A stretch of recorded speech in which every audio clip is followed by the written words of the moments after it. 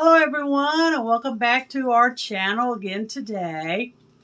And today is going to be another story time video. I have a little story I want to tell you. And this story in this video is going to be a little bit gross, but it's definitely pretty funny. So let me just get right into it. Now, like back in the 80s and 90s, I dated a lot of gentlemen that I met through personal ads, or what they call a Lonely Hearts Club magazine. You can still find these today in the Examiner and the Globe. In the back, they have a section where there's single people that are looking for dates. Jay just knocked my phone. Anyway, back in the late 80s, early 90s, personal ads were the way to go. That was the thing that was trending at that time, was to meet people like that.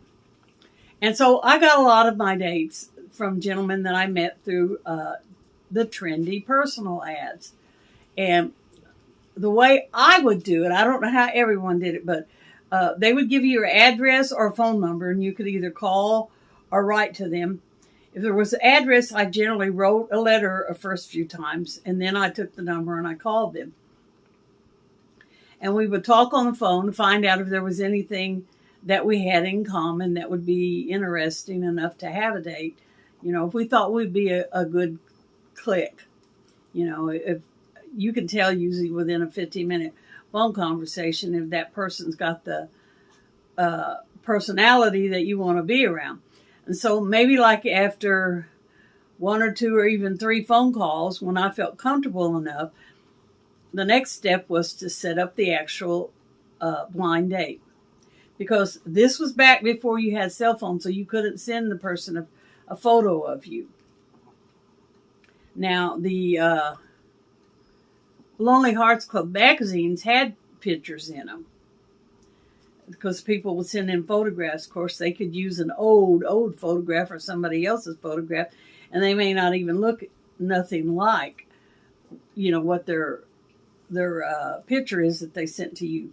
You know, it could be 10 years old. A lot could happen to a person in 10 years, and they don't look like themselves. So there was this one gentleman that I contacted, and we called on the phone.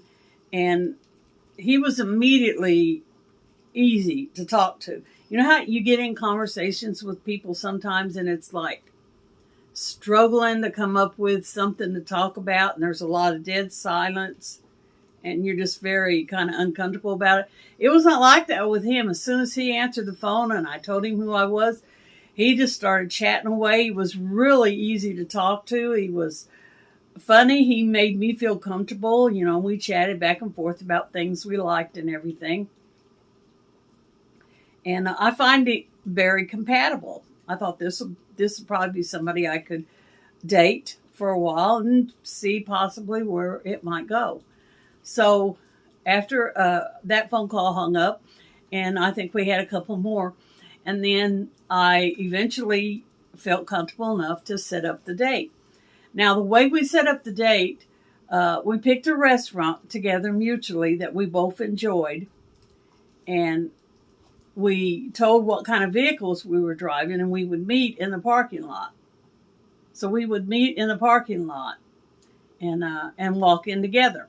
So we set the date, picked the restaurant, set the time and the day, and got there. And he pulled up, and I got out, and we walked in together. Well, when he sat down across from me, I noticed right off the bat, I mean, it was very noticeable. Hush. It was extremely noticeable. It was extremely noticeable. You could not notice it. He had a booger hanging off his nose. Oh, a big, shiny, gloppy booger hanging off his nose. And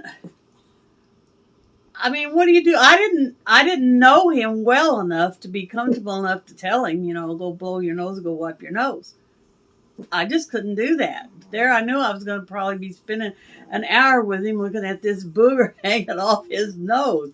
And it made me self-conscious about myself, and I was trying to give him subconscious hints by going like this. Because I've heard, people see somebody do something like that, they do too. And I thought, well, maybe if I do this often enough, he'll wipe his nose and hopefully wipe the booger off. Not smear it across the top of his mouth, but he'll wipe it off. But he never did. He never did that to himself. And so we sat there and I had to order my food and sit there and eat across from him and kind of try to, look like this or look down at my food while we were talking. So I had to look directly at that booger. Because that's gross to look at a booger while you're trying to eat. So I struggled through the date, and then when our food was done and we talked a little bit longer and it was getting time to go, he excused himself to go to the bathroom. And I thought, great, good. When he goes to the bathroom, he's definitely going to look in the mirror when he washes his hand, and he'll see the booger and he'll wipe it off. Because the only thing in my mind when I was watching the booger slowly drying and crusting on his face was, is he going to try to give me a goodnight kiss with that booger on his nose? And I didn't want to have to deal with it. So I thought, well, good, he's going to the bathroom. He'll get the booger off his nose and everything will be cool. Then if he wants to give me a goodnight kiss, I'll probably be okay with it. So directly he come back out of the bathroom. No, the booger was still there. Hanging on for dear life. This booger was in it for the long haul. It was still there. Evidently, he didn't wash his hands. Or if he did wash his hands, he looked down at the sink the whole time he was washing. Because I thought, most men would take out their comb and comb their hair. Maybe he didn't do that. He had hair. He wasn't bald. He evidently must have just looked down like this and washed his hands, dried them, and got out. And didn't even look in the mirror if he washed his hands. Or he didn't wash his hands. That would be those are the two things I could think of. He either did not wash his hands, or he just got to the sink and done like this and washed them and went out. So when we walked back out to the parking lot, I don't think he tried to go in for a kiss. We basically shook hands. I'm glad of that. And then I got my car and went on my merry way. Disaster averted. Now y'all are probably wondering, well, did you have a second date with him? Yeah, I did. I had a second date and a third and a fourth. Actually, we dated for a little while after that. He didn't have no more boogers hanging on his nose after that first time, but that was really uncomfortable for the first date to have the booger. Evidently, he kept his nose clean after that. No more boogers were there when we met and we went out to eat. And basically, when we went out on dates, it was out to eat. I think one time we did go out drinking and dancing, but I'm not really sure. But that's the story that I wanted to tell you today, was about the booger nose date that I had and how I handled it. I don't know. I mean, what's your opinion? How would you handle it? If you were meeting a gentleman for the first time, ladies, and they had a booger, would you tell them? Would you hand them a napkin? What do you do? Would you do like me and just ignore it and let it go and hope that he discovered it on his own? And the thing about it is, that had to be petrifying for him. If he discovered it himself, like in the bathroom, he might be wondering, well, how long has that been hanging there since I've been on this date with this girl? Evidently, he went through the whole date not knowing that the booger was there. So, thank you guys for coming to watch this video with us. The two girls are up here right now, both of them. Remember, your life is very short, and make it the absolutely best that you can. Make it the absolutely best that you can. And remember, y'all come back and see us now any old time. Bye for this one.